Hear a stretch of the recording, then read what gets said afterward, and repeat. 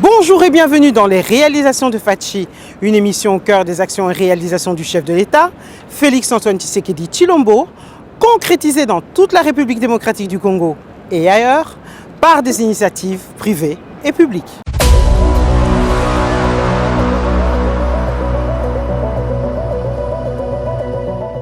Dans cette édition spéciale en direct de New York, l'équipe des réalisations de Fachi vous emmène au cœur des grandes décisions internationales. En effet, sous l'impulsion du président de la République, Félix Tshisekedi, la RDC signe un retour historique sur la scène diplomatique aux Nations Unies. Pour décrypter les avancées et l'impact concret de cette diplomatie agissante sur le quotidien de la population congolaise, rencontre avec Madame Thérèse Kayikwamba Wagner, ministre des Affaires étrangères, coopération internationale, francophonie et diaspora congolaise.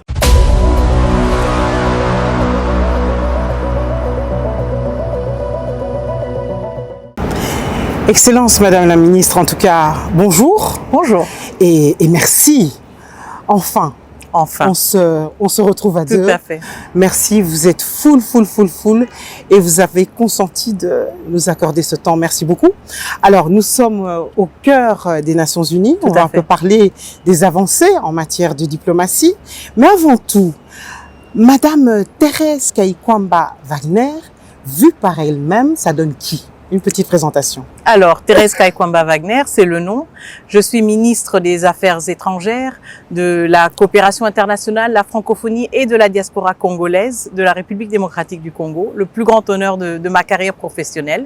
Donc, c'est une fonction que j'occupe depuis maintenant près de 2 ans ou un peu plus de 2 ans. Et c'est ça.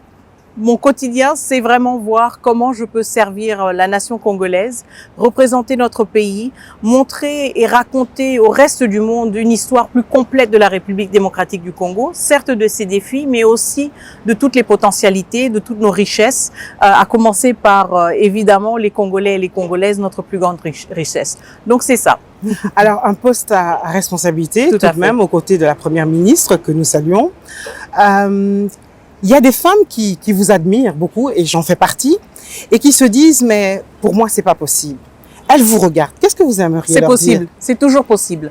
Et en fait, la grande différence, à mon avis, entre une femme et un homme, qui ont le même degré de compétence, ou parfois même avoir des femmes plus compétentes que certains hommes, c'est que justement, nous avons appris à nous poser cette question, à douter de nous-mêmes avant même que notre environnement doute de nous. Et donc, il y a beaucoup de situations où je me dis ce n'est pas possible, mais parfois on n'a pas le choix, on ne peut pas dire non.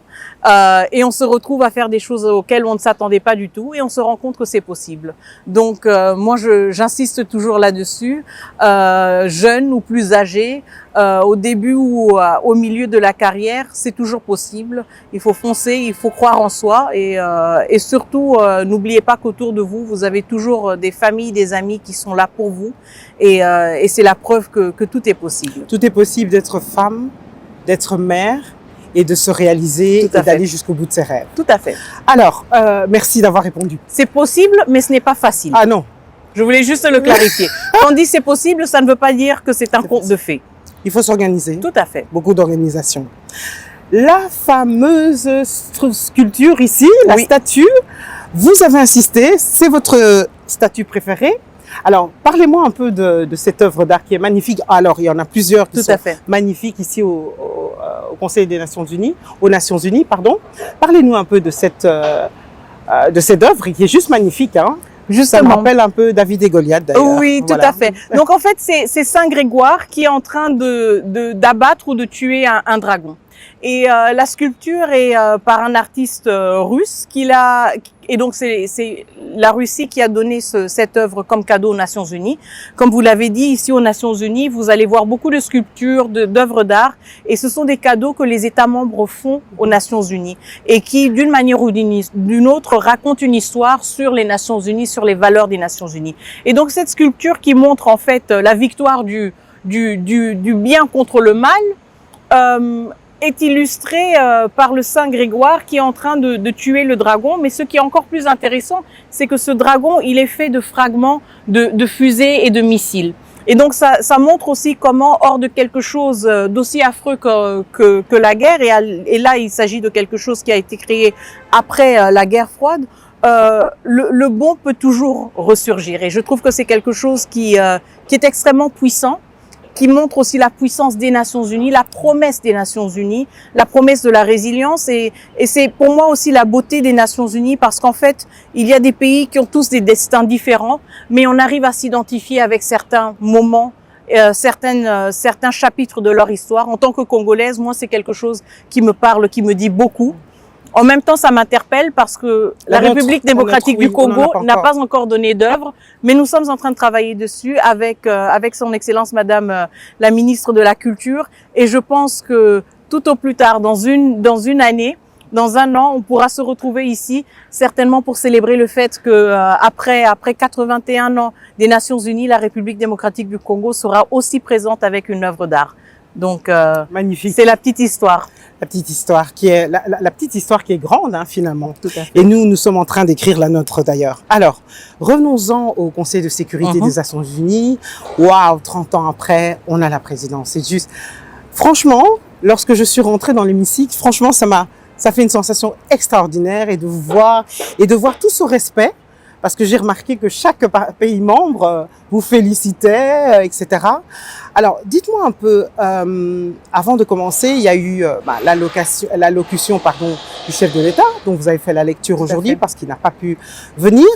Alors, dites-moi un peu, quel était avant tout le but, quel est le but avant tout de la RDC, le message fondamental, essentiel que la RDC veut faire passer aux Nations Unies? Tout à fait. Il y a plusieurs messages, mais aujourd'hui pendant cette présidence, le message était un message sur l'importance des ressources naturelles comme vecteur de paix et de sécurité internationale. Donc il faut se rappeler que le Conseil de sécurité a pour vocation, comme seul organe au monde, de préserver la paix et la sécurité internationale. Il n'y a aucun organe qui a une mission aussi sacrée que celle-là. Cependant, nous nous rendons compte en tant que République démocratique du Congo que quand on parle de ressources naturelles, on en parle surtout dans les autres piliers des Nations Unies. Le pilier du développement, le pilier des droits humains. Et c'est tout à fait pertinent.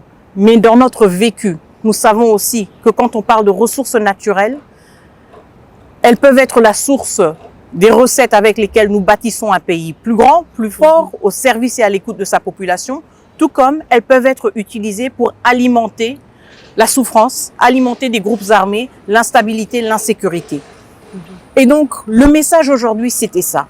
Le Conseil de sécurité a la responsabilité de veiller sur la paix et la sécurité internationale, ne peut plus se voiler la face et dire que les ressources naturelles sont uniquement une question de développement ou uniquement une question des droits humains. C'est aussi une question de paix et de sécurité internationale.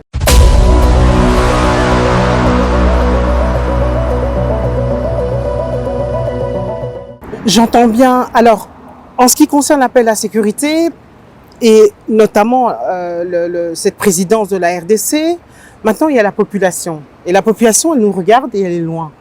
Et elle se dit, elle est à l'est, elle est dans d'autres zones, dans le Congo profond, dans d'autres zones, parfois elle vit des situations dramatiques, mais elle n'a pas le sentiment d'abord qu'il y a un écho de sa souffrance, et que ici, on est en train de parler véritablement d'elle, de cette population-là qui souffre. Qu'est-ce que vous aimeriez dire, et comment est-ce que vous pourriez donner un message d'espoir justement à cette population pour lui dire, si on est en train de se battre justement pour vous, et il y a des choses qui se font. Justement. Et c'est ça, c'est cette question de ressources naturelles. Quand vous tenez compte du fait qu'une mine comme Roubaïa produit 15 à 30% du coltan mondialement disponible sur les marchés internationaux, ce sont tout d'abord des vies de Congolais et de Congolaises. Combien d'éboulements est-ce qu'il y a eu à Roubaïa suite à une exploitation sauvage de ces ressources naturelles qui sont utilisées justement pour alimenter la guerre. Et donc notre motivation, certes parfois notre vocabulaire n'est pas le vocabulaire du Massissi, peut-être pas le vocabulaire de Ndjili, parce que nous sommes dans une arène où ce vocabulaire peut-être n'aura pas la résonance nécessaire, mais notre motivation et ce qui nous alimente, nous, c'est ce vécu-là.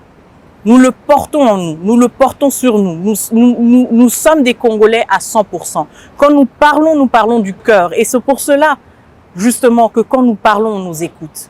Parce qu'il n'y a aucune autorité plus crédible, plus percutante que l'autorité d'un pays qui parle avec la voix de sa population. Et c'est quelque chose que nous portons, qui fait partie de notre ADN diplomatique. J'insiste toujours là-dessus et j'insiste aussi toujours là-dessus auprès de nos différents diplomates, pour leur demander justement d'être détaillés, d'être explicites dans leur plaidoyer et parfois vraiment de décortiquer les choses pour que les gens comprennent vraiment de quoi il s'agit. Bon, il y a aussi d'autres voies et moyens pour amplifier ces messages ou pour donner un autre son de cloche qui complète un peu ce tableau.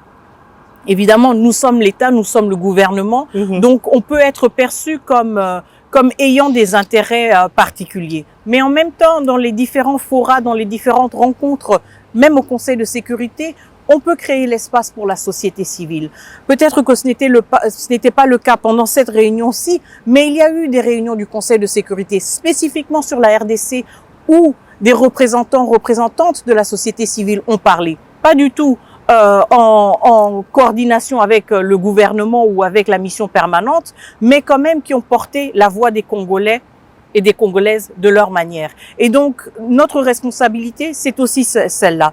De créer cet espace où on peut dire, nous le gouvernement, voyons les choses de cette manière, mais nous devons aussi donner l'occasion, l'opportunité aux femmes, aux jeunes, aux représentants de la société civile de s'exprimer et de partager leur lecture des choses devant cette institution qui a cette lourde responsabilité.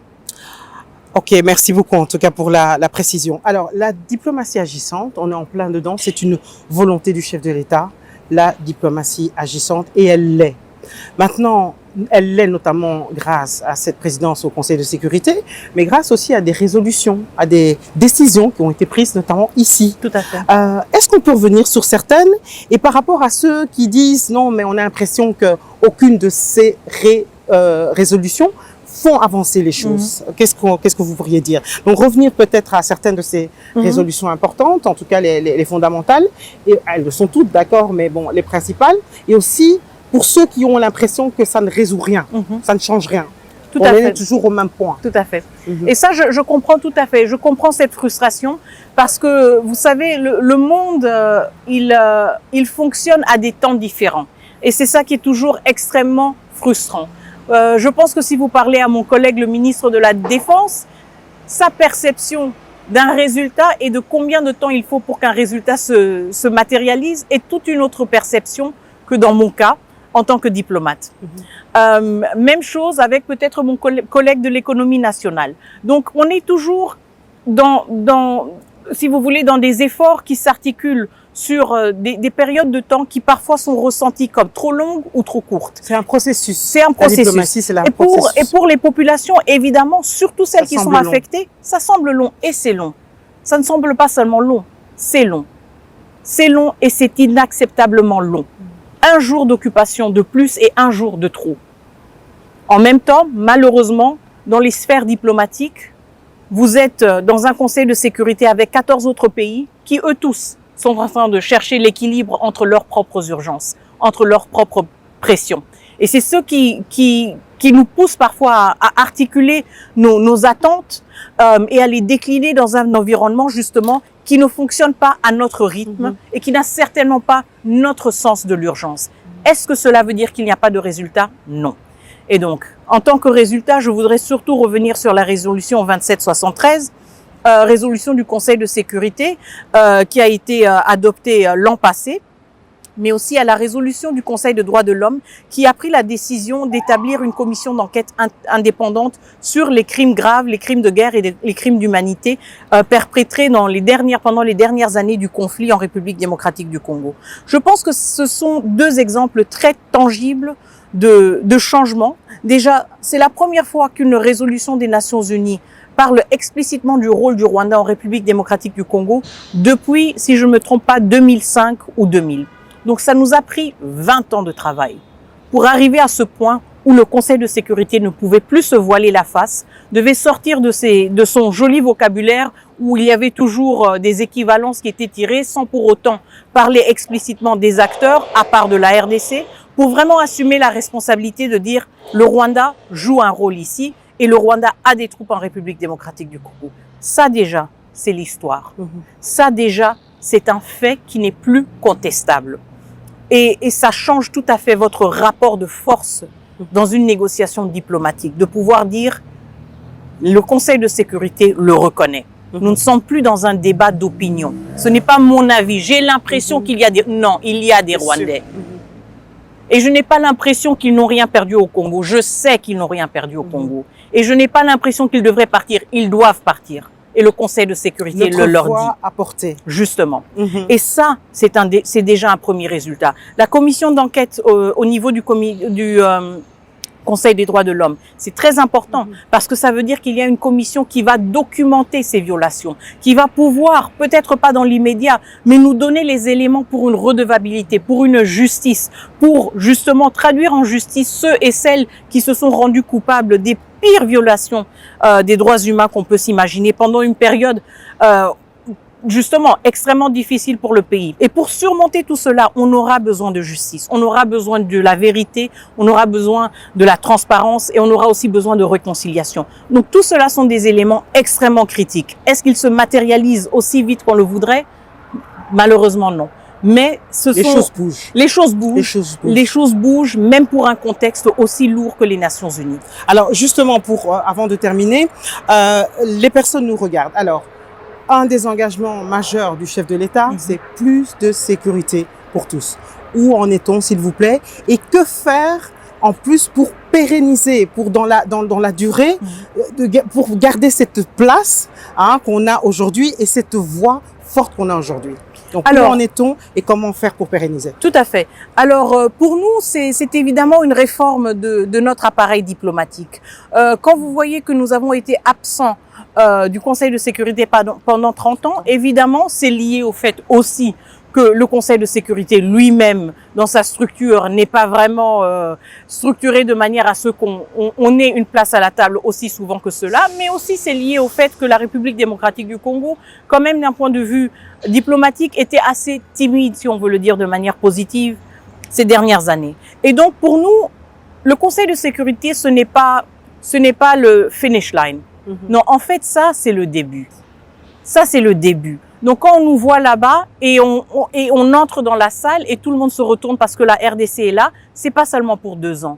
Maintenant, c'est pour toujours. Et donc, on est en train de jeter les bases pour une diplomatie encore plus robuste. Une diplomatie ancrée qui ne se limite pas à des mandats dispersés, individuels, isolés parfois les uns des autres. Une diplomatie qui s'articule à travers une cohérence et une vision diplomatique. C'est la raison pour laquelle je suis en train de piloter au niveau du ministère des Affaires étrangères notre politique extérieure. Comment est-ce que nous voyons le monde en 2026? Comment est-ce que le monde nous voit? Et comment est-ce que nous allons avancer dans ce monde? Assumer notre rôle pleinement et voir comment ça se décline maintenant à travers la structure administrative qui est le ministère des Affaires étrangères et à travers évidemment tous ces démembrements qui sont les ambassades.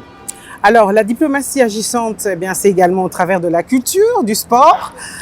30 ans après le Conseil de sécurité, 52 ans après le mondial, 8e de finale, très bien d'ailleurs. Ici, on voit aussi, c'est aussi du soft power. L'importance de ce soft power que vous avez d'ailleurs au travers de votre présence dans les vestiaires lorsque l'équipe de la RDC a terminé son match. Au travers de ce soft power, quel serait le message? Comment utiliser ce soft power? Et quel serait le message que vous invitez à tous les sportifs, à tous ceux qui sont dans la culture, les musiciens et autres, à faire passer le message? Comment? Alors, la richesse du soft power, c'est que le soft power vous permet à vous inviter dans la vie de personnes avec lesquelles vous n'auriez peut-être pas beaucoup ou pas beaucoup de choses en commun sur quelque chose qui vous relie, qui n'a rien à voir avec la politique. Le foot, la musique, l'art, les jeux, le sport, d'autres sortes de sports.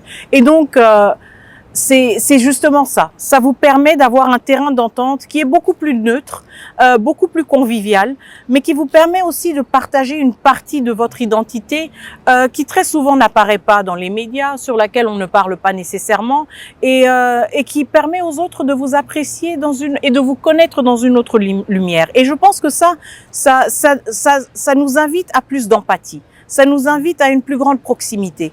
Quand on se rencontre sur un terrain de foot ou quand on se rencontre dans un stade, c'est tout autre chose quand la personne ensuite raconte de sa vie et raconte d'où elle vient, peut-être de la merveilleuse vie que cette personne a, peut-être des défis que cette personne a, mais le fait que ce message passe d'une manière beaucoup plus humaine veut dire aussi que le Congo est raconté autrement, autre part.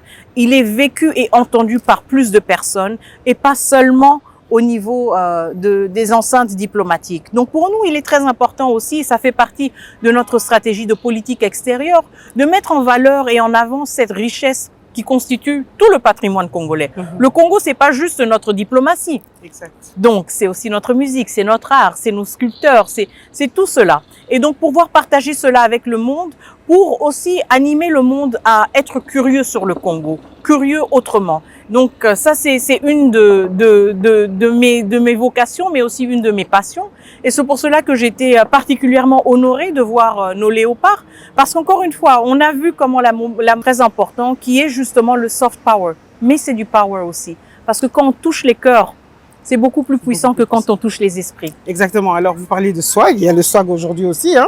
Alors, parlez-nous de cette tenue. Tout à fait. Et puis, je vais vous libérer. Tout à fait. Alors, on a, au niveau du ministère des Affaires étrangères, on a conçu ce pagne, parce que c'est un peu la tradition au Congo. Quand il y a quelque chose d'important, on le célèbre aussi justement en s'habillant de la manière appropriée, que ce soit un mariage, on a les uniformes, etc.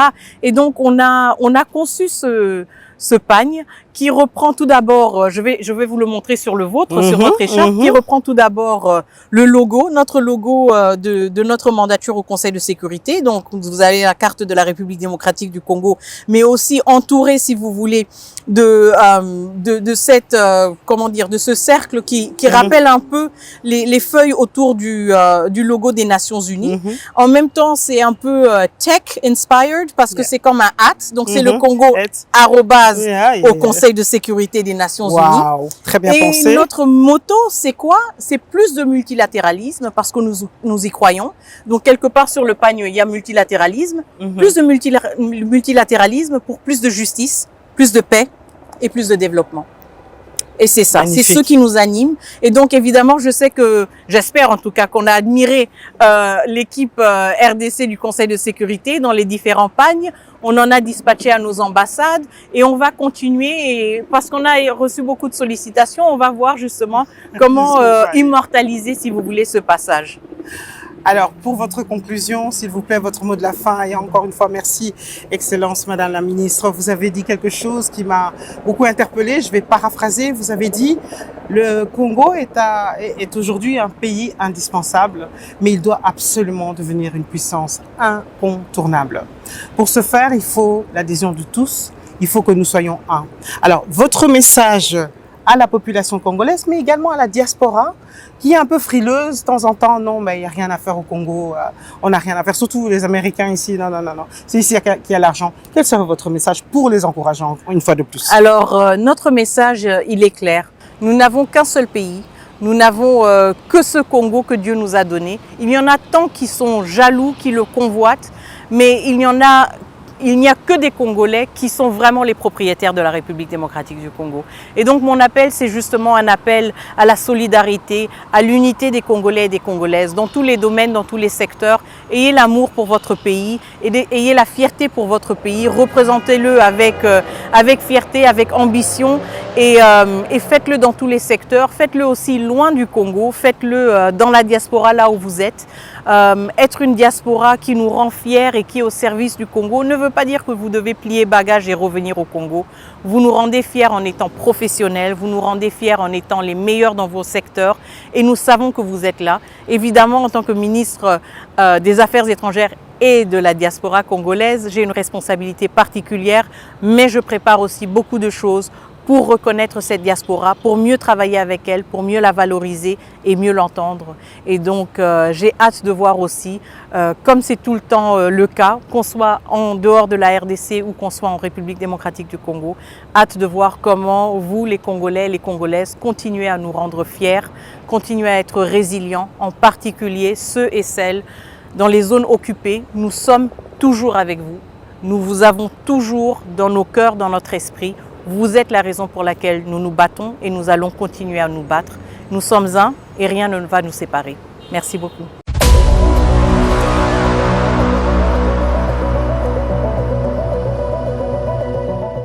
Pour comprendre concrètement le fonctionnement et les rouages de cette présidence tournante du Conseil de sécurité, nous vous proposons une immersion totale au cœur du siège de l'ONU.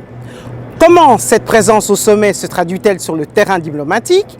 Éclairage avec le représentant permanent de la RDC auprès des Nations Unies, son Excellence l'ambassadeur Zenon Mukongo Ngai.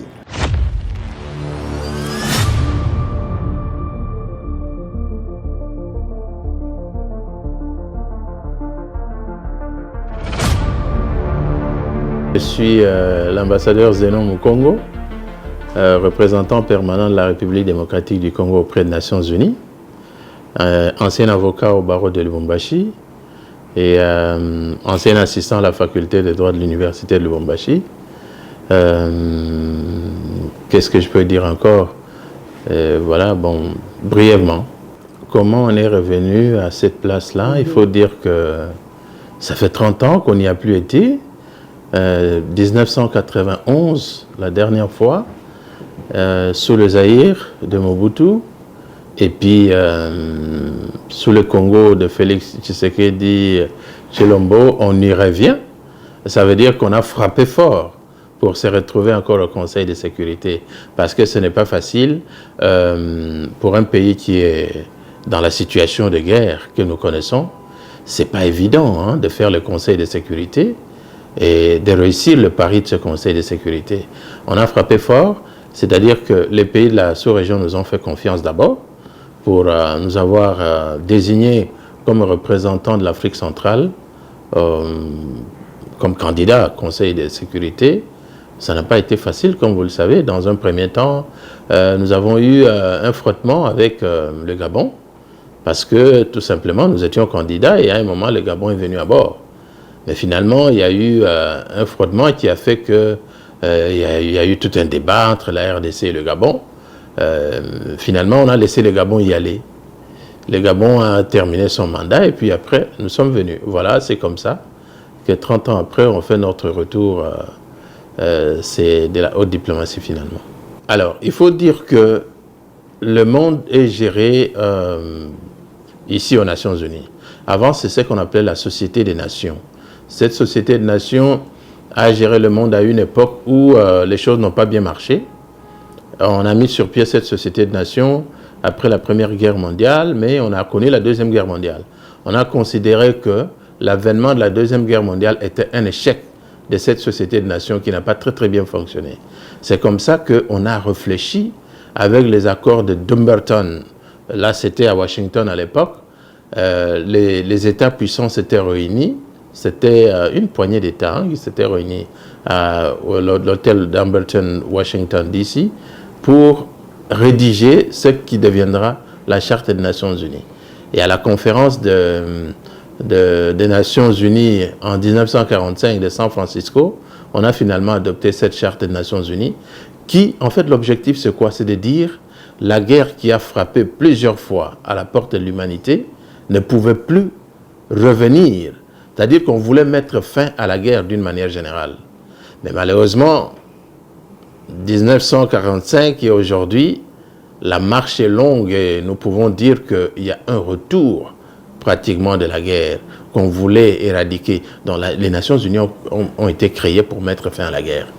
Mais quand on regarde le monde aujourd'hui, c'est une prolifération de la guerre, alors qu'on aurait dû espérer que la guerre disparaisse. Elle n'a pas disparu.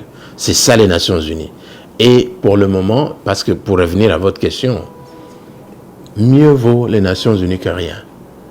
Parce que sans les Nations Unies, nous serions dans la jungle la plus totale.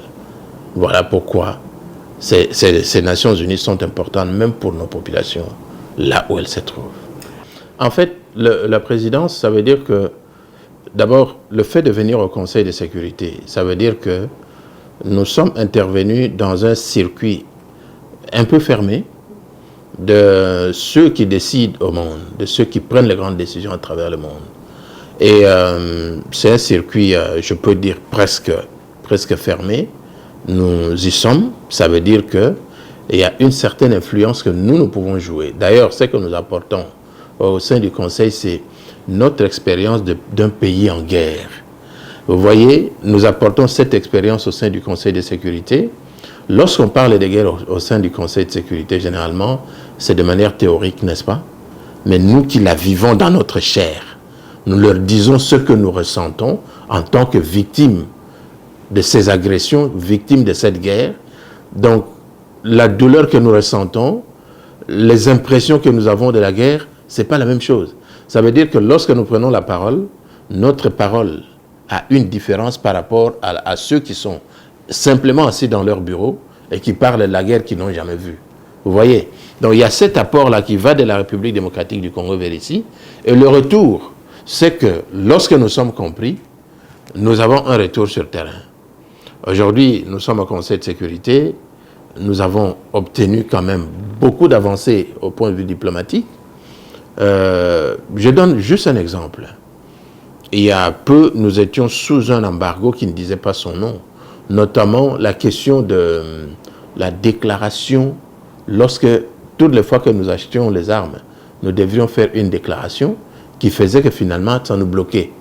Et nous avons fait sauter cette mesure qui nous retenait pratiquement, ce qui fait qu'aujourd'hui, nous avons cette liberté dans ce domaine-là. On était freinés, ça a sauté. C'est quelque chose d'extraordinaire qu'on a obtenu. Voilà que, ne fût-ce que pour ça, nous sommes à mesure aujourd'hui de nous équiper comme n'importe quel pays du monde peut s'équiper. Le poids est trop lourd à porter, nos populations subissent les affres de la guerre, nous ne pouvons pas nous taire. C'est pour ça que nous sommes là. Et si nous ne faisons pas la volonté de nos populations, si nous ne prenons pas le devant, si nous ne prenons pas le risque, qui va le faire? Parce qu'on nous a mis ici au devant de la scène. C'est comme un militaire qu'on envoie en guerre. Vous êtes au front, mais vous devez vous battre jusqu'au sacrifice. Bon, notre rôle, c'est de porter la voix de la République démocratique du Congo, comme vous l'avez souvent entendu. Ça, c'est la face visible de notre travail. Ça se voit, ça s'entend, mais dans les coulisses, c'est la diplomatie qui joue. Et ce que nous négocions dans les coulisses, c'est ce que vous ne voyez pas. C'est cette partie-là qui est d'ailleurs la plus importante que ce qu'on voit en réalité.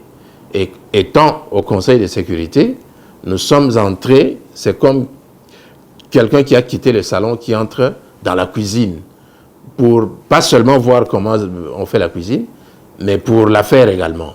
Donc aujourd'hui, nous pouvons dire que nous sommes dans la cuisine qui prépare les décisions qui s'appliquent à travers le monde. Bino ba Congolais au Bozana, Bagoma, Bukavu, partout. Voilà bino ezo kana koto yo soki biso tolobi. Oyo yo sale makuna. Po ba e bango awa, il faut biso toloba. Boyo karango tolobaka pe ba yokaka. Kala bazako yoka biso te, mais mikolo ba koma oyoka. Yango na ba koma mona que moi changement ezoya malembe. Kala ezalaki bozolo baba eloko moko ezo salema te. Lelo to comité na ba sanction. Et puis ba sanction, ba état ezo ba sanction, Nations Unies pe ezo ba sanction. Mais bozala nelikia que ndenge to komi na niveau ba sanction boy. Tozo kenobe malembe tito koma na suka. Suka ekozala ke mboka na biso ezongela biso, mabele na biso ezongela biso, boanya na bomengo na biso ezongela biso. Donc musala tozo sala suka nango yango wana. Bozala nelikia. Un message peut-être au chef de l'État? Excellence, nous allons nous battre ensemble jusqu'au bout. C'est tout ce que je peux dire.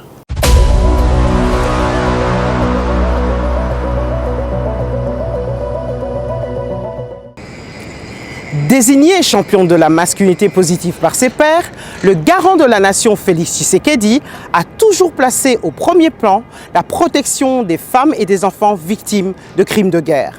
Une priorité majeure également portée au sommet des Nations Unies par la première ministre Judith Suminwa Tuluka. Comment s'inscrit ce combat essentiel sur la scène internationale? Réponse avec la représentante permanente adjointe de la RDC auprès des Nations Unies, son Excellence l'ambassadeur Jocelyne Kabengele Lukundula.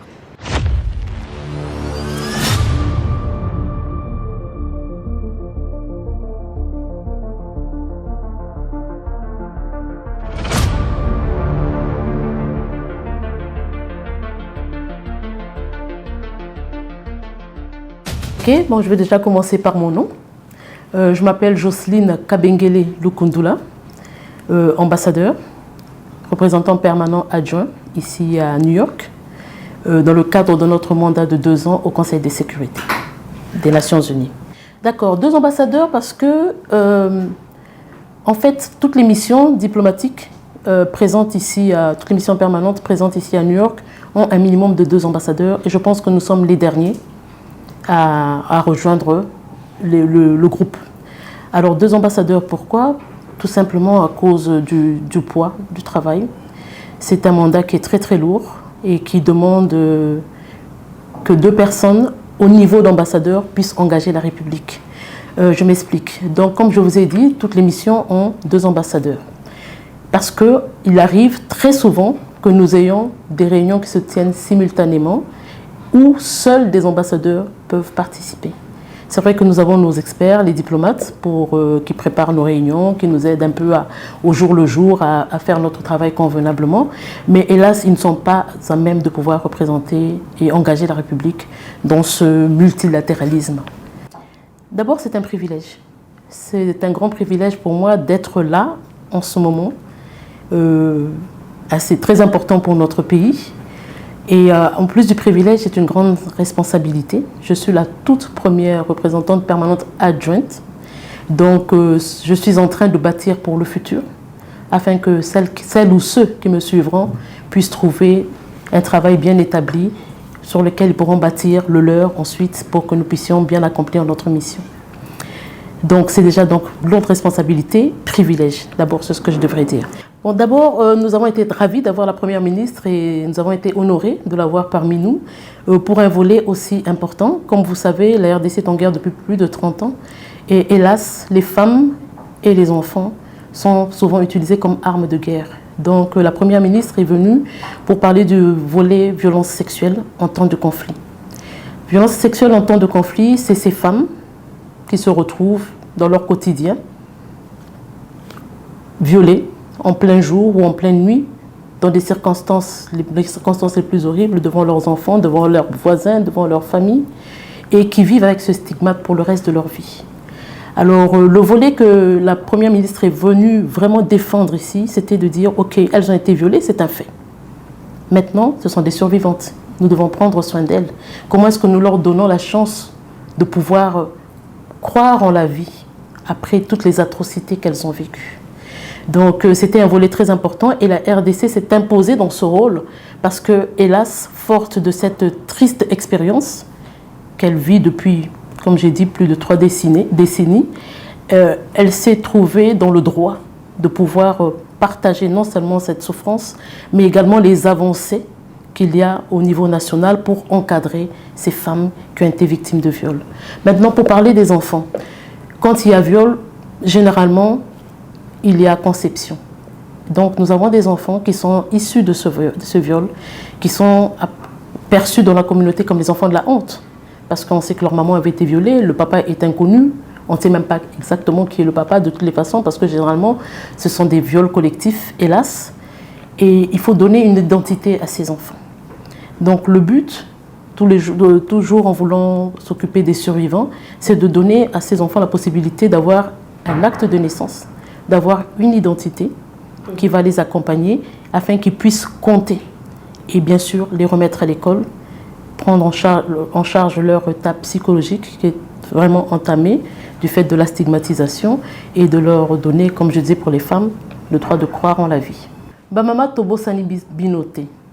Bitumba oyo biso tozali ko bunda awa na Nations Unies na Conseil de sécurité ezali pona koyebisa bino que biso bamama tozali na bino. Tozali wana pona kopesa bino espoir. Ya koyeba que après ba viol la vie existe. Tozali wana pona koyebisa bino que mokonzi ya mboka abosani bino te. Azosala nyonso po bozala encadré. Walingi kotanga atanga, walingi kobandamwa commerce abandi pour reprendre goût à la vie. Et je voudrais dire à toutes ces dames, ces championnes qui encadrent ces femmes violées, que votre travail est un travail noble. Parce qu'il n'y a pas mieux qu'une femme avec toute sa sensibilité pour comprendre ce que vit sa sœur en face d'elle, qui a été violée, qui est déplacée de guerre, qui ne connaît même plus sa maison, en fait, qui a tout perdu en un jour, en un claquement de doigts. Et j'aimerais vraiment vous féliciter, vous dire que nous sommes également derrière vous. Nous parlons de survivantes parce que vous êtes là et vous êtes sur le terrain. Vous êtes le relais de ce que nous faisons ici comme travail.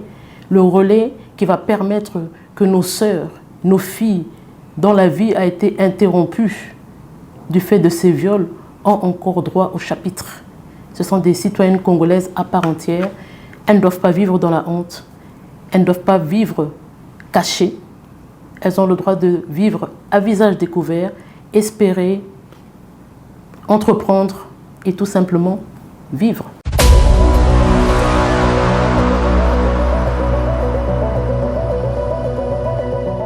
Votre émission est à présent terminée. Merci de l'avoir suivie. Merci à toute l'équipe technique. N'oubliez pas de vous abonner à votre chaîne YouTube Les Réalisations de Fatchi TV et à très bientôt pour un autre numéro de votre émission Les Réalisations de Fatchi.